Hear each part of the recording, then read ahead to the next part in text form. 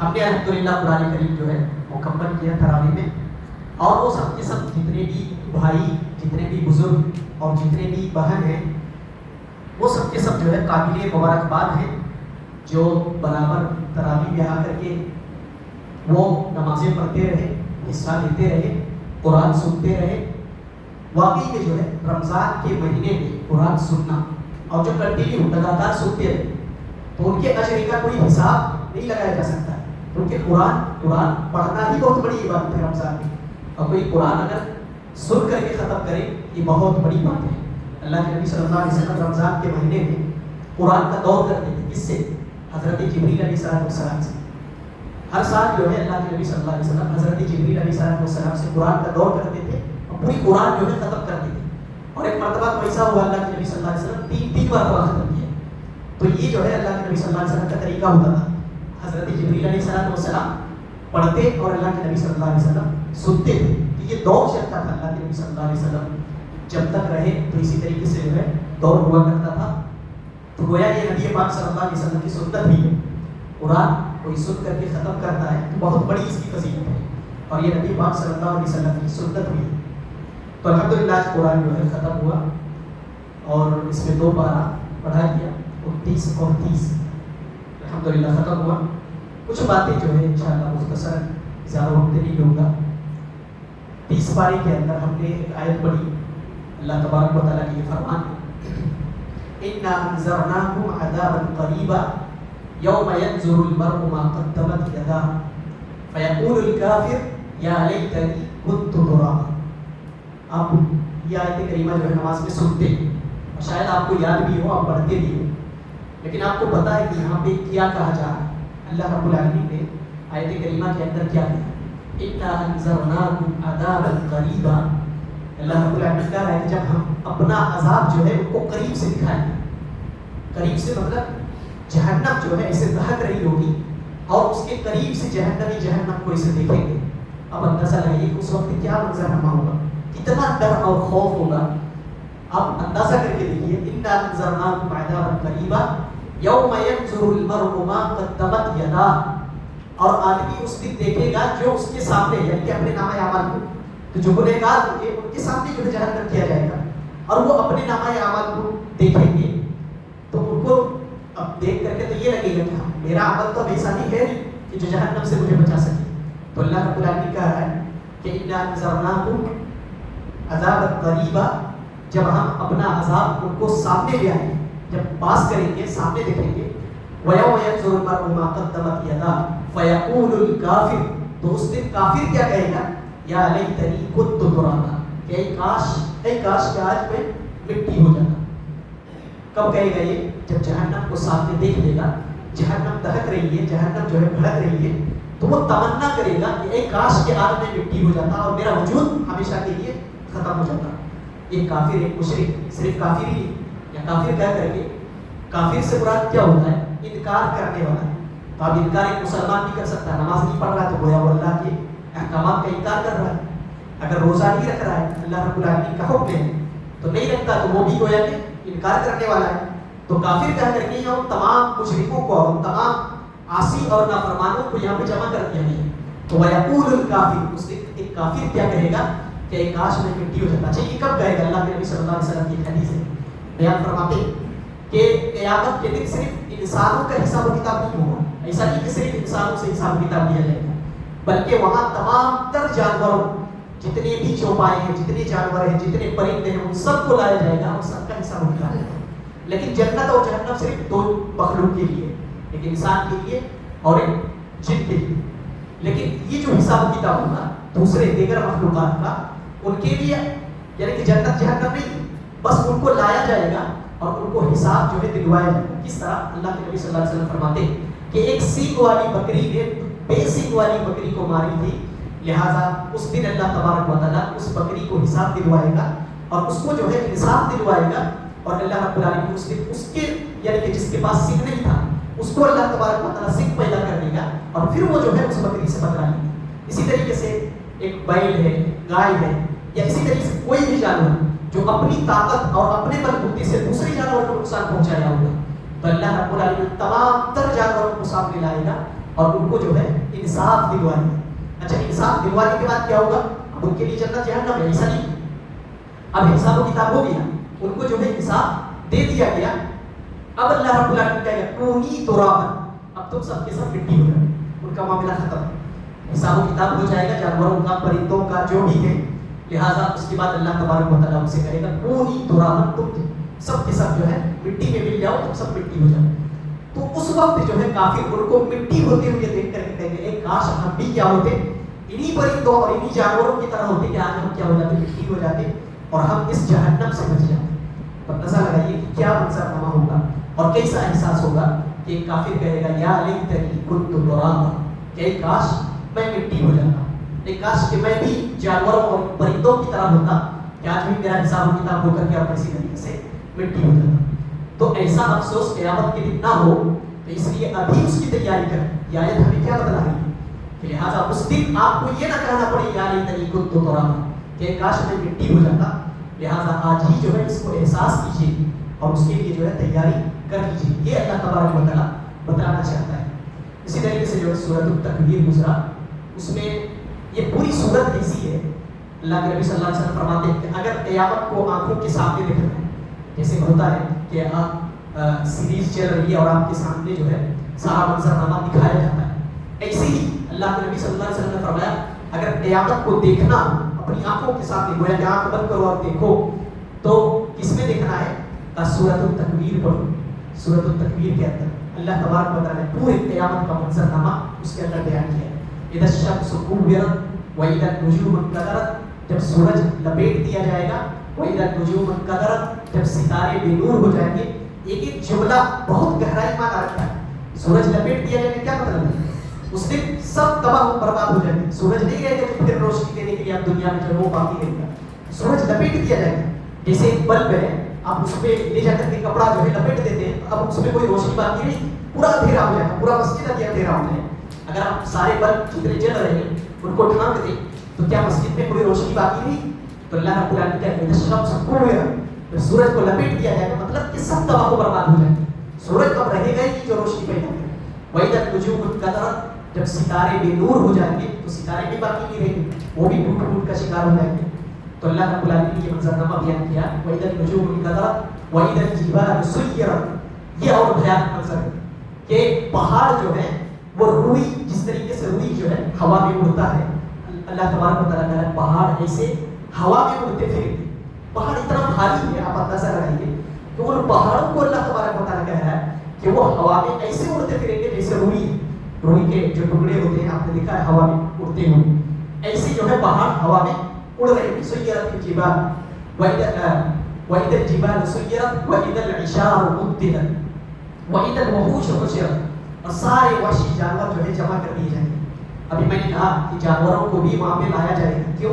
ان کو حساب کتاب دلانے کے لیے, لیکن وحشی جانور بھی وہاں جمع کیے جائیں گے. اللہ رب العالمین نے یہ منظر بیان کیا. اچھا وہاں پہ جو وحشی جانور جمع ہوں, کیا آپ کو وہ نقصان پہنچائیں گے؟ اللہ کے نبی صلی اللہ علیہ وسلم فرماتے ہیں وہاں نہ تو جانور, نہ تو انسان, نہ تو جن, کسی کو اتنی توجہ نہیں ہوگی وہ کسی اور کی طرف اتفاق کرے. اتنا بھیانک دن ہوگا کہ وہاں وحشی جانور جو ہوں گے ان کو بھی اتنی جو ہے ان کے اندر اب توجہ نہیں کی کہ وہ آپ کی طرف جو ہے وہ توجہ کریں. بڑا بھیانک دن ہوگا. تو وحشی جانور بھی اپنی فکر دیں کہ میں کیسے اپنے آپ کو بچاؤں, لہٰذا وہ کسی کو نقصان نہیں پہنچائے. تو اللہ رب العالمین کہہ رہا ہے وَإِذَا الْجِبَالُ سُيِّرَتْ وَإِذَا الْوَحُوشُ حُشِرَتْ وَإِذَا الْبِحَارُ سُجِّرَتْ. ایسے ہی سمندر جو ہے اس کو بھڑکا دیا جائے گا. یہ جو سمندر ٹھنڈا پانی ہے, اللہ رب العالمین نے بیان کیا ہے کہ اس دن کیا ہوگا کہ کھولتا ہوا پانی بن جائے گا, ابلنے لگے گا. اب اندازہ لگائیے اتنی گرمی ہوگی قیامت کے دن. آپ کوئی کہے کہ چلو سمندر میں چلے جاتا ہوں, ٹھنڈا پانی, کیا بچ جائے گا؟ نہیں. تو اللہ رب العالمین نے یہ منظر بیان کیا ہے, ذرا سوچو, اس کو اپنے ذہن کے سامنے لاؤ اور اس دن کی گویا کہ تیاری کرو. یہ اللہ تبارک و تعالیٰ کا مقصد ہے. اچھا ایک اور چیز اللہ رب العالمین نے آگے بیان کیا ہے وَإِذَا الْمَوْءُودَةُ سُئِلَتْ. جس دن زندہ گاڑی ہوئی بچی سے پوچھا جائے گا. یہ کون ہے زندہ گاڑی ہوئی بچی؟ وَإِذَا الْمَوْءُودَةُ سُئِلَتْ بِأَيِّ ذَنبٍ قُتِلَتْ. کس گناہ کی وجہ سے تمہیں قتل کیا گیا تھا؟ آپ کو معلوم ہے کہ زمانہ جاہلیت میں کیا کرتے تھے, بچی پیدا ہوتی تھی, بیٹی بچی, تو اس کو لے جا کر کے زندہ جو ہے دفن کر دیتے تھے. قبر چیختی تھی, چلاتی تھی, اور کوئی پرواہ نہیں ہوتا تھا ان کو. زندہ لے جا کر کے ان کو گاڑ دیتے تھے قبر میں اور ویسے ہی چیختی چلاتی رہ جاتی تھی. ایک شخص اللہ کے نبی صلی اللہ علیہ وسلم کے پاس آئے, کہا اللہ کے رسول جب سے میں نے اسلام قبول کیا ہے ایک بات جو ہے مجھے برابر مجھے ستا رہی ہے اور کبھی بھی مجھے چین نہیں آ رہا ہے, سکون نہیں آ رہا ہے, ایسا میں نے ایک زمانہ جاہلیت میں گناہ کیا ہے. تو اللہ کے نبی صلی اللہ علیہ وسلم نے کہا کہ اللہ کے بندے بتاؤ کیا گناہ کیا ہے تم نے. تو وہ بتانے لگے, کہنے لگے اللہ کے رسول میری پھول سی بچی تھی, ایک بیٹی تھی, لہٰذا اس وقت کا دستور تھا کہ کوئی بھی بیٹی اپنے گھر پہ رکھنا آر سمجھتے تھے, آر مطلب شرمندہ محسوس کرتے تھے. اللہ رب العالمین نے قرآن حکیم کے اندر بیان کیا ہے کہ فتوارت وجہہ مسودًا وہو کظیم, جب بیٹی کی پیدائش کی خبر سنتے تھے تو ان کا چہرہ جو ہے غصے سے سرخ ہو جاتا, چہرہ بدل جاتا تھا. یہ کیا میں نے, یعنی کہ اتنا حقیر سمجھتے تھے اسے, اتنا آر اپنے لیے سمجھتے تھے. تو وہ شخص کہتے ہیں اللہ کے نبی صلی اللہ علیہ وسلم سے کہ اللہ کے نبی ایسے ہی میری ایک بیٹی تھی, لہٰذا ایسے ہی مجھے آر محسوس ہوتا تھا. ایک دن میں نے ارادہ کیا اور اپنی بیوی سے کہا کہ اسے سنوار دو, سجا دو, میں اسے کہیں لے کے جانا چاہتا ہوں. وہ کہتے ہیں کہ میں نے اپنی بیوی سے کہا اور اس نے جو ہے اسے سنوارا, سجایا, اور میں نے کہا اس کے نانی کی یہاں میں لے کر کے جاتا ہوں, ننیال ہوتا ہے. تو وہ یہ کہہ کر کے اپنی بچی کو, اپنی بیٹی کو ساتھ میں لے کر کے گئے اور ایک ویرانے میں لے جا کر کے اور وہاں ایک گڑھا کھودنے لگے. لہٰذا مورخین نے بیان کیا ہے کہ جب وہ گڑھا کھود رہا تھا تو وہ بچی جو ہے بار بار اس سے پوچھ رہی تھی کہ ابا جان آپ یہ کیا کر رہے ہیں اور کیوں اتنا تھکے ہوئے آپ یہ گڑھا کھودے جا رہے ہیں. تو وہ کہتے ہیں کہ میرے کان بس سنتا تھا لیکن کوئی جواب نہیں دیتے, بس وہ کھودے جا رہے. گڑھا جب مکمل ہو گیا اور گڑھا کھودتے ہوئے جب وہ پسینے سے شرابور ہو گئے تو وہ معصوم بچی کیا کرتی تھی, پتے لا کر کے اور اپنے باپ کے پسینہ جو ہے پوچھتی تھی. اسی طریقے سے داڑھی میں بعض مورخین نے لکھا ہے کہ داڑھی میں جو ہے مٹی لگ گیا تھا یا بدن پر جو ہے مٹی لگ جاتا تھا تو اسے اپنے ہاتھوں سے جو ہے جھاڑتی تھی اور اسے صاف کرتی تھی اور کہتی تھی کہ ابا جان آپ تو گندے ہو گئے, آپ کے جسم پر جو ہے مٹی لگ گیا ہے. تو اس طریقے سے وہ پورا جب گڑھا تیار ہو گیا, ابھی بھی جو ہے اس کا دل پگھل نہیں رہا. وہ کہتے ہیں کہ ابھی اتنا سخت میرا دل ہو گیا تھا کہ ابھی بھی میرے دل کے اندر کوئی نرمی پیدا نہیں ہو رہی اور وہ معصوم سی بچی بار بار مجھے ابا جان کہہ کر کے پکار رہی. جب گڑھا تیار ہو گیا تو کہتے ہیں کہ میں نے گڑھے میں جو ہے بچی کو ڈال دیا. اب بچی جو ہے ابا جان کہہ کر کے چیخ رہی تھی, چلا رہی تھی, یہاں تک کہ میں مٹی ڈالتا گیا. وہ کہتے ہیں کہ یہاں تک میں ڈالا کہ آواز جو ہے دھیرے دھیرے کر کے بند ہو گئی. وہ برابر جو ہے ابا کہہ کر کے پکار رہی تھی اور میں نے مٹی ڈال دیا یہاں تک کہ اس کی آواز جو ہے بند ہو گئی. کہ اللہ کے نبی یہ گناہ ہے جو جب میں سوتا ہوں تب بھی بے چین ہوتا ہوں, جب اٹھتا ہوں تب بھی بے چین رہتا ہوں, اب مجھے جو ہے ستائی جا رہا ہے یہ گناہ. تو اللہ کے نبی صلی اللہ علیہ وسلم نے یہ واقعہ جب سنا اور وہ خود بھی رو رہے تھے اور اللہ کے نبی صلی اللہ علیہ وسلم کی طرف جب نگاہ اٹھا کر کے اوپر دیکھا تو دیکھا اللہ کے نبی صلی اللہ علیہ وسلم کے داڑھی مبارک تر ہو چکی تھی. بے شمار جو ہے آنسو اللہ کے نبی صلی اللہ علیہ وسلم کے آنکھوں سے نکل رہے تھے اور بالکل جو ہے اللہ کے نبی صلی اللہ علیہ وسلم گویا کہ پھوٹ کر کے رو رہے تھے اور کہہ رہے تھے کہ اللہ کے بندے اللہ پھر بھی جو ہے غفور الرحیم, تم اللہ کی طرف پلٹو کیونکہ اسلام سے پہلے جتنا بھی گناہ ہوا ہے اسلام میں آنے کے بعد کیا ہے اللہ تبارک و تعالیٰ اسے معاف کر دیتا ہے. تو اللہ کے نبی صلی اللہ علیہ وسلم نے کہا تم اللہ سے توبہ کرو کیونکہ اسلام سے پہلے کا گناہ ہے یہ, تو اب اسلام میں آنے کے بعد جو ہے یہ تمام تر گناہ اللہ تبارک و تعالیٰ بخش دیتا ہے.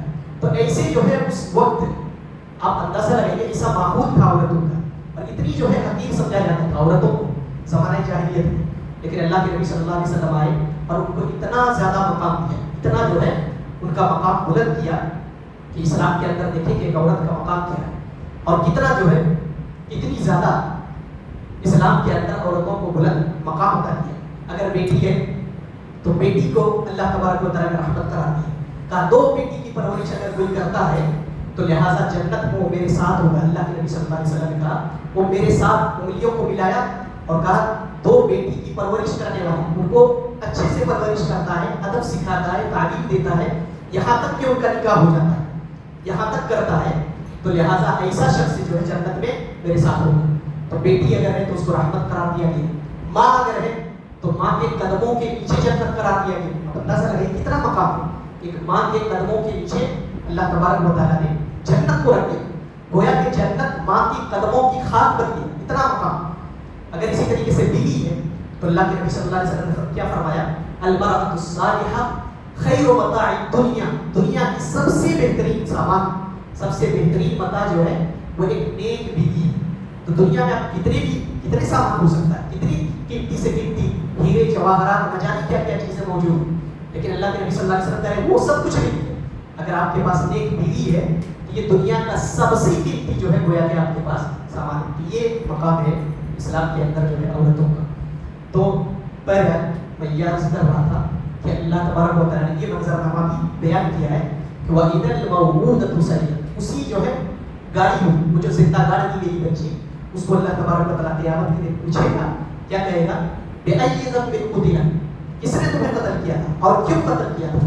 دونوں کو لا کر کے جمع کیا جائے گا، جو قتل کیا تھا اس کے باپ کو لا کر کے قیامت کے دن پوچھا جائے گا بِأَيِّ ذَنبٍ قُتِلَ۔ اچھا بچی سے پوچھا جائے گا تو اللہ رب العالمین اس سے پوچھ رہا ہے، اس سے پتہ چلتا ہے کہ اس کے باپ سے نہیں پوچھنا چاہ رہا ہے، اتنا ناراض ہے اللہ تبارک و تعالیٰ، اتنا غیظ و غضب میں ہوگا کہ اللہ اس مجرم کی طرف دیکھنا نہیں چاہ رہا ہے۔ کس سے پوچھ رہا ہے؟ بچی سے۔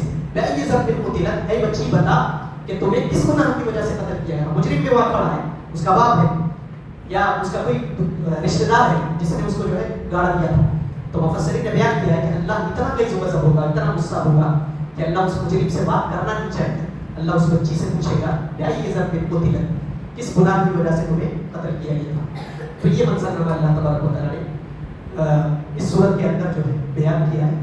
بہرحال باتیں جو ہے بہت لمبی ہوئی، میں اللہ تبارک و تعالیٰ سے دعا کرتا ہوں کہ اللہ رب العالمین ہمیں آخرت کے لیے زیادہ سے زیادہ تیاری کرنے والا بنائے، ہمیں آخرت کو سامنے رکھتے ہوئے ایسا جیسے کہ ہم دیکھ رہے ہیں، اور ہمیں دنیا کے اندر اس کی تیاری کرنے کی توفیق عطا فرمائے، اور دنیا سے زیادہ ہمیں آخرت کی فکر کرنے کی توفیق عطا فرمائے، اور ہمیں نیک عمل کرنے کی توفیق عطا فرمائے۔